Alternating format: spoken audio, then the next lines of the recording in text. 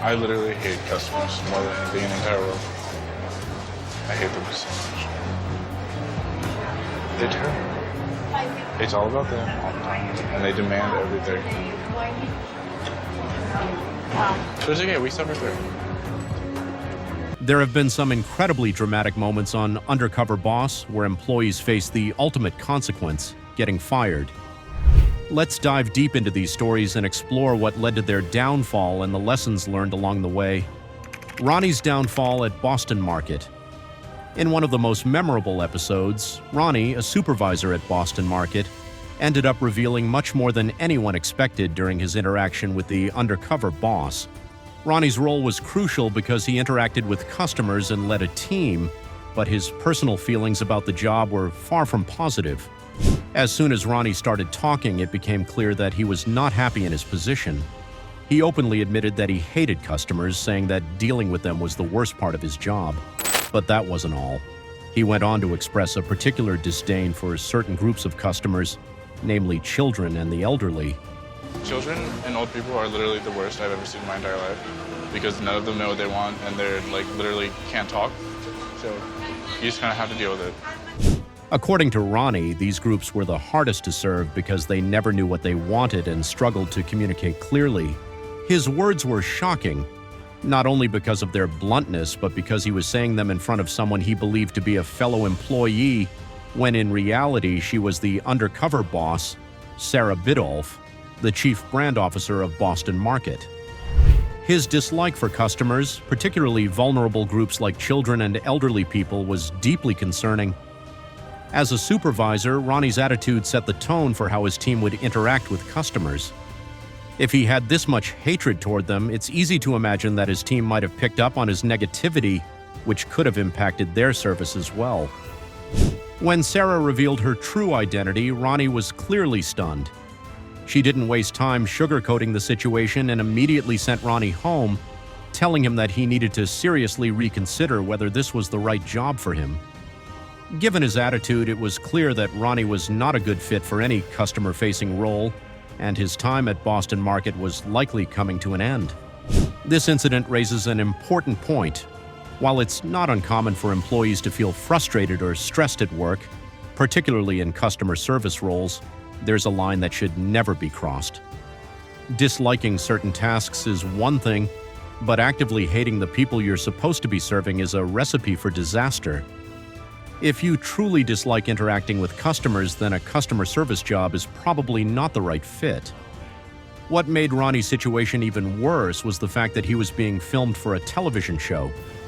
Did he think his remarks would be ignored, or did he believe he could get away with saying whatever he wanted?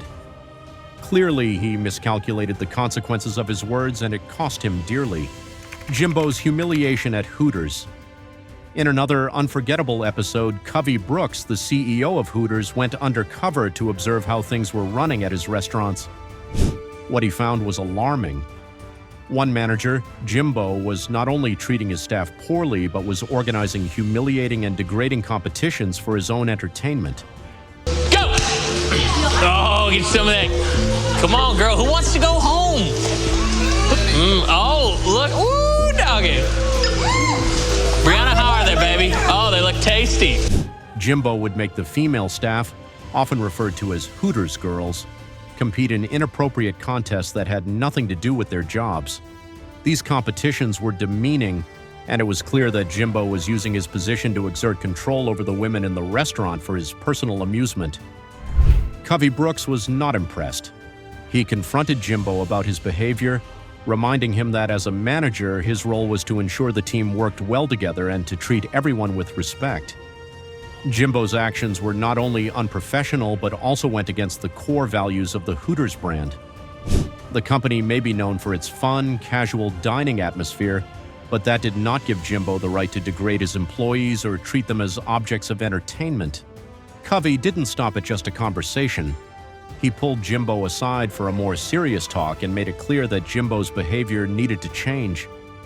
He pointed out that Jimbo was stereotyping his staff, assuming they were all divas or prima donnas, and treating them accordingly. The way that you interact with the girls, quite frankly, is inappropriate. You're no better than they are, and you're not giving them the respect that they need. You said, don't forget, all these girls are prima donnas. This type of stereotyping was damaging and only served to create a toxic work environment. To Jimbos' credit, he listened to Covey and agreed to make amends. He realized that his actions were out of line and agreed to apologize to his staff. This was an important step in repairing the damage he had done, and it showed that Jimbo was willing to take responsibility for his actions. Covey's handling of the situation was a perfect example of how important it is for leaders to hold their managers accountable. If left unchecked, Jimbo's behavior could have driven talented employees away from the company and tarnished Hooters' reputation. By addressing the issue head-on, Covey showed his commitment to maintaining a respectful and supportive work environment. Jacqueline's attitude problem at Retrofitness, one of the more shocking moments on Undercover Boss, came when Eric Casaburi, CEO of Retrofitness, went undercover and met Jacqueline, a front desk associate at one of his fitness clubs. At first glance, Jacqueline seemed like a model employee. She was friendly and approachable, and she had a pleasant demeanor. However, it didn't take long for her true colors to emerge. As soon as she started talking, Jacqueline began complaining about customers, describing them as obnoxious and saying that they frequently interrupted her work. What made her complaints even more shocking was the fact that she admitted she sometimes felt like physically harming the customers who annoyed her. This type of aggressive language was completely inappropriate, especially for someone in a customer-facing role. Your payment's overdue. I know, I'm gonna pay tomorrow. No, you have to pay today. Hello, no, listen. Don't f with me, dude. It didn't end there. Jacqueline also showed a complete disregard for company policies. When making smoothies, she ignored the official recipes and made them according to her personal preferences. Any leftover smoothies were simply thrown down the drain, with no regard for waste or the cost to the business.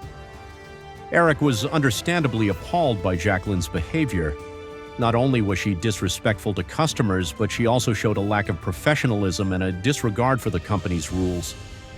As the face of Retrofitness at the front desk, Jacqueline's attitude was completely unacceptable, and Eric knew he had to take action. After cutting his undercover assignment short, Eric contacted Bob, the franchise manager, and arranged a meeting with Jacqueline. During the meeting, Eric confronted Jacqueline about her actions, and it was clear that there was no way she could continue working at the company. Bob agreed, and Jacqueline was fired on the spot. This incident highlights the importance of hiring employees who respect both the customers they serve and the policies of the company they work for. Jacqueline's attitude not only jeopardized the customer experience, but also reflected poorly on Retrofitness as a whole. Firing her was the only option, and it served as a reminder that even a pleasant appearance can hide serious issues beneath the surface. Aaron's second chance at Donato's Pizza. In another episode, Jane Grote-Abel, the chairperson of Donato's Pizza, went undercover and encountered Aaron, a delivery driver with a seemingly bright future. At first, Jane was impressed by Aaron's quick thinking, efficiency, and strong customer service skills. He seemed like a valuable employee who could potentially move up within the company. However, as Jane continued to observe Aaron, she discovered a troubling secret. Aaron sometimes accepted invitations from customers to smoke marijuana during his deliveries. This behavior was not only unsafe, but also illegal, and Jane was deeply disappointed. Nothing that bad. I think you're making it out to be like the devil's drug. The devil's weed. Is it legal? Is it legal to smoke marijuana? Yeah. Yes or no? It's not, no. It's not legal. Like, if my delivery driver did that, I would fire them. It was clear that Aaron was making some seriously bad decisions, and she couldn't let it slide. Jane confronted Aaron about his actions, and while she was angry and disappointed, she didn't want to completely give up on him. Recognizing his potential, Jane offered Aaron a second chance. She told him that if he could pass a drug test within 30 days, he could return to work in the kitchen, away from customers.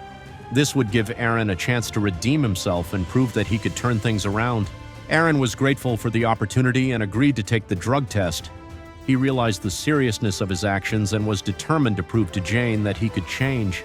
By offering him a second chance, Jane demonstrated both her belief in giving people opportunities to grow and the importance of accountability. These moments from Undercover Boss showcase the importance of professionalism, respect, and following company policies. Whether it's a supervisor who hates customers, a manager who disrespects his staff, or a front desk worker with a bad attitude, these stories serve as powerful reminders of how quickly things can go wrong in the workplace. While some employees were given a second chance, others faced the ultimate consequence, losing their job. The common thread in all of these stories is that the way you conduct yourself at work has serious consequences, and in many cases it can be the difference between keeping your job and getting fired. These episodes also highlight the importance of strong leadership. The bosses who went undercover didn't just observe, they took action to address the problems they found.